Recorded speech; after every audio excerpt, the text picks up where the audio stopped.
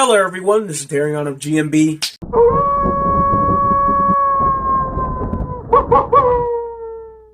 You like that? I'm trying something new, trying to get into the whole spooky mood, you know? Well, it is officially that time of year where we celebrate the Halloween season by spending the entire month going over horror movies. This time around, we'll be taking a look at the Scream franchise, starting off with the 1996 original, Scream.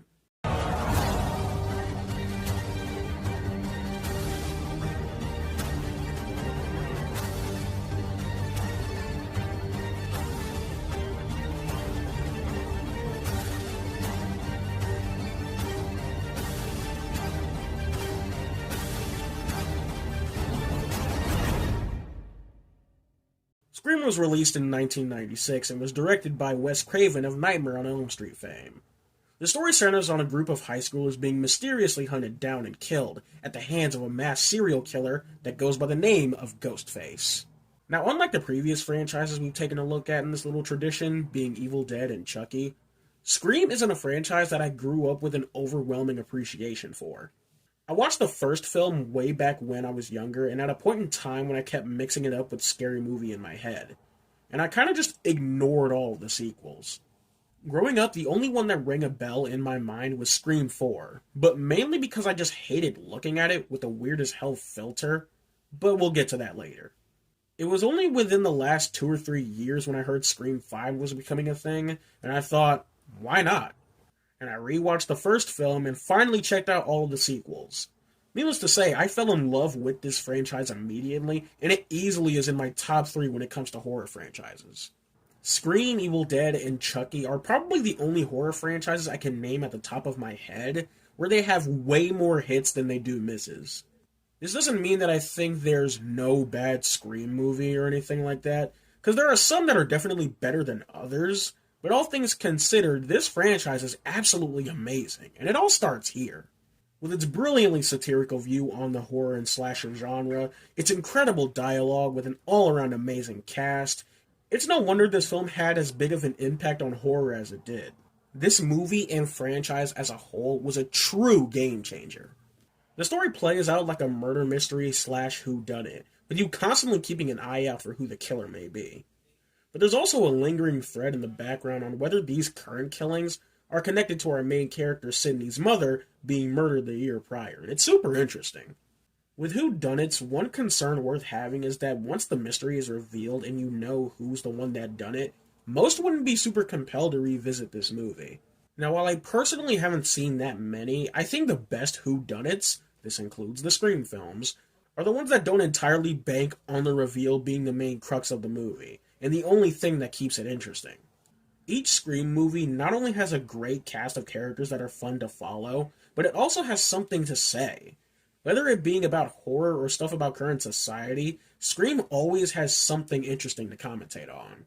Firstly, I want to talk about how this movie still holds up in picking apart the horror slasher genre.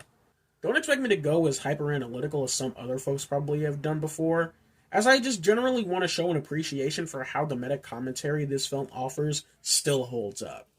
Poking fun at the tropes of horror movies by this point now is far from anything revolutionary, but I still think Scream deserves every bit of praise for being the film to make that push.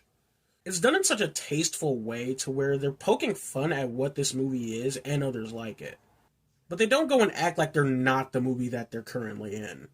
How often do you hear someone, and I mean in your personal life, talk down or degrade slashers or horror in general? With these half-assed statements like, I'd survive by doing this, or they're stupid, I would have done this instead, knowing damn well they'd be fucked if they were actually in this situation. Well, this movie pokes fun at stuff like that. What's your favorite scary movie?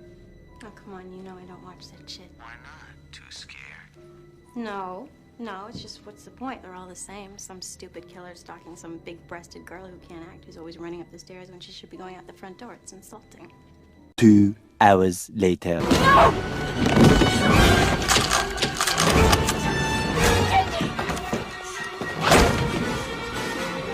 Yeah, it's simple, but I really like it. The way they just charmingly poke fun at a lot of this stuff is very entertaining. Especially the whole rules scene with Randy, being a convo I'm sure a multitude of horror fans have had, is just really freaking good. They as well just love horror in this movie. Yeah, with Wes Craven at the helm, you have the little Freddy Krueger reference, which was really fun. Damn little shits. What'd you call me? Huh? Not your friend. But everything from Friday the 13th, Psycho, Prom Night, The Exorcist, and of course Carpenter's Halloween. From the non-stop love and admiration of Jamie Lee Curtis, they also just straight up use the score from that movie in the final act. Mr. Prescott?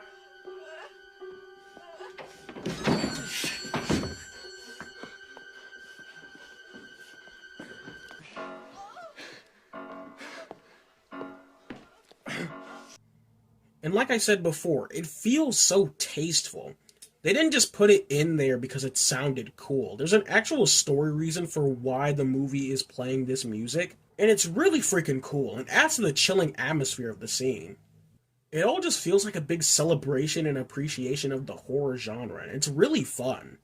But let's not forget that at the end of the day, this is also a horror film, and above all else is meant to scare you on some level. This movie is still effective as hell with the suspense and its scares. This franchise is heavily based in reality, and I feel like that's what makes a lot of the stuff scary. There's no supernatural elements at play. It's just a motherfucker with a mask and a knife. It's simple, but very effective. And it can get intense as hell with the various chase scenes that always have you on the edge of your seat and the chilling phone call conversations. I don't want to go into all of Ghostface in general just yet, but holy shit, you can just feel the intensity ooze from these performances. The opening kill is nothing but iconic at this point. It plays out like its own little short horror film. 12 minutes of nothing but suspenseful horror that keeps you on edge the entire time. And it being super grounded really sells the whole thing, and that this could very easily happen in real life to almost anyone. And I gotta say, it was just heartbreaking seeing a dying Casey try and cry out for help.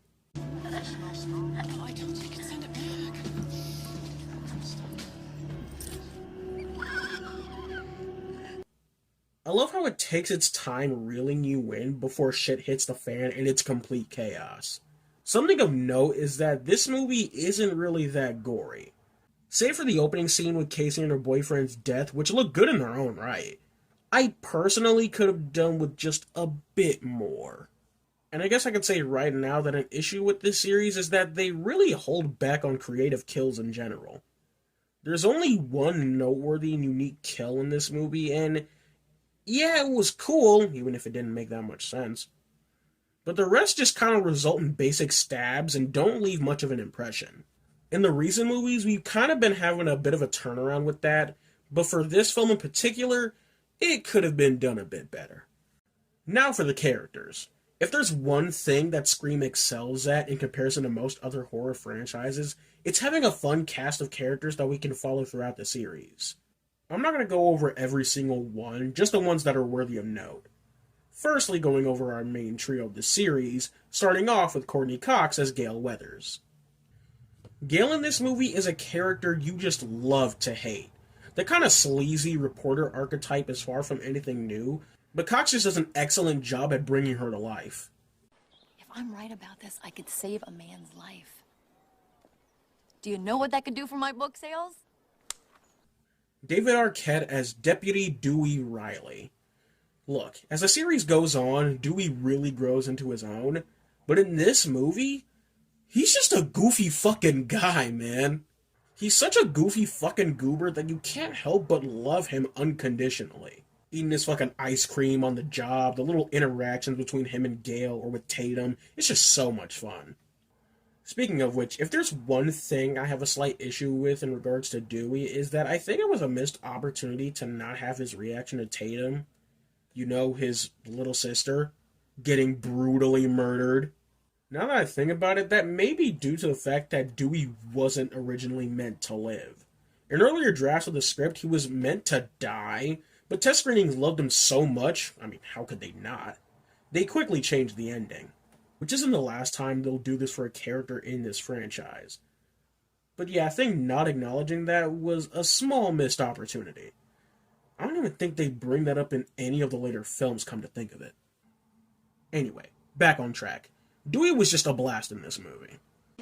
Tatum, you can't be here. There's official crime scene. It's okay. Her dad's out of town, all right? She's staying with us tonight.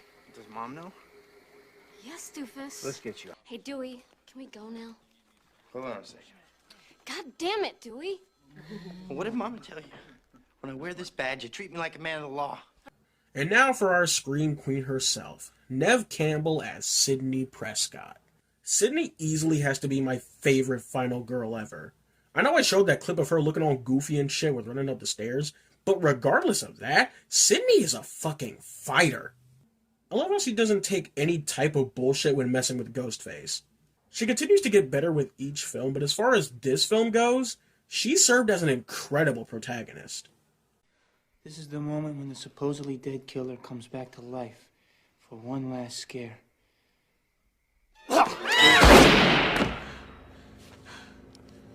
Not in my movie. Randy Minks, played by Jamie Kennedy, on some level serves as a reflection of the horror audience. With him constantly going over and abiding by the rules of these types of films, he's just a blast. Now for Ghostface.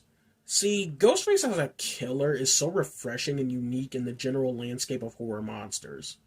Not only being super realistic in that it's just a motherfucker with a knife, that alone can be pretty terrifying, but it's also just super cool getting a new movie and having a new mystery killer each time.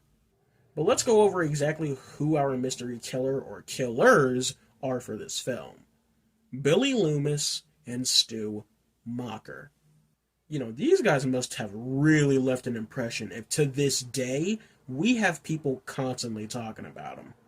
Yeah, Billy and Stu are easily not only two of the best ghost faces, but some of the best horror antagonists ever in my opinion.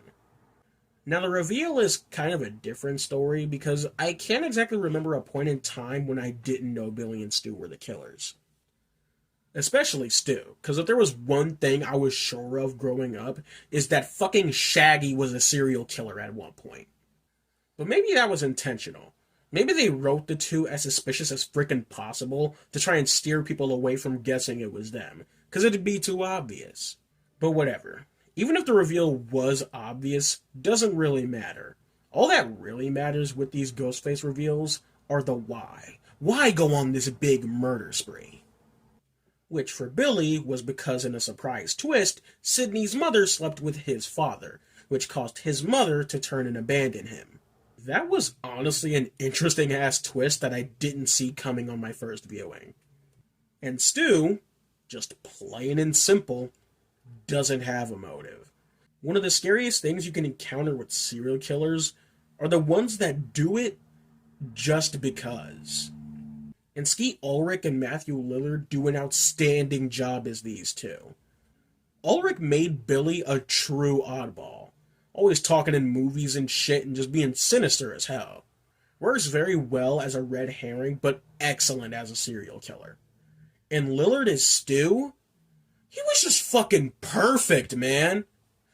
Throughout the whole movie, bro was just an eccentric weirdo, but once the curtain was off, Lillard turned the crazy all the way up to the max, and it was just incredible. Everybody dies but us. Everybody dies but us. We're gonna carry on and plan the sequel, because let's face it, baby, these days, you gotta have a sequel. The final act is honestly one of my favorite final acts in any movie. From the moment Billy does the Stu's flipped out. He's gone mad.